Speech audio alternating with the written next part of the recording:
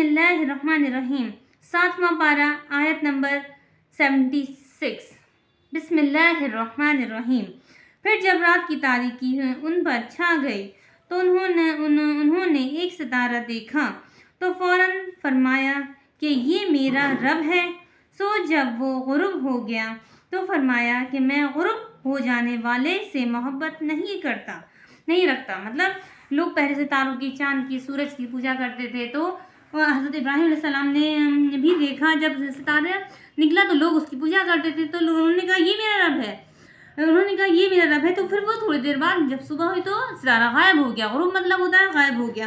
تو انہوں نے کہا کہ میں غروب ہو جانے والوں سے محبت نہیں رکھتا۔ پھر جب چاند کو چمکتا ہوا دیکھا تو فرمایا کہ یہ میرا رب ہے، کیونکہ یہ لوگ پہلے چاند کی بھی اب بھی اس زمانے میں بھی کرتے ہیں اور پہلے بھی کرتے تھے، چاند کی پوجا کرتے تھے۔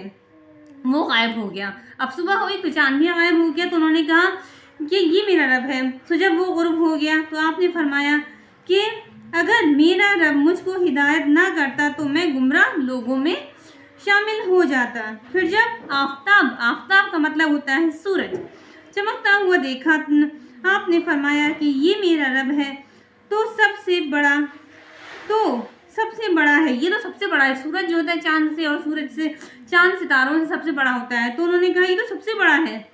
سو جب وہ غروب ہو گیا تو فرمایا اے میری قوم، تو انہوں نے سب سے بھی اب سورج بھی رات میں شام ہوتی ہے تو وہ بھی ڈوب جاتا ہے، تو انہوں نے فرمایا کہ اے میری قوم، بے شک میں تمہارے شرک سے بیزار ہوں، کیونکہ لوگ شرک کرتے ہیں کہ ساری کائنات کا بادشاہ صرف اور صرف ایک ہے، اس کی قرآن پاک پوری دنیا کی لطرا ہے، کوئی اور اس کے علاوہ کوئی اور مذہب نہیں ہے۔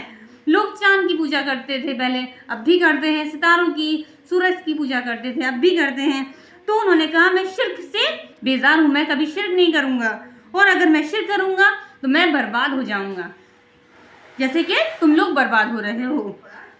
میں یکسو ہو کر اپنا رخ اسے اپنی طرف اسی کی طرف رکھتا ہوں۔